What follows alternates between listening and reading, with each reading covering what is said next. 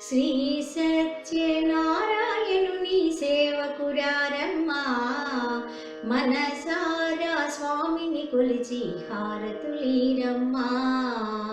శ్రీ సత్యనారాయణుని సేవకురారమ్మా, మనసారా స్వామిని కొలిచి హారతులీరమ్మా.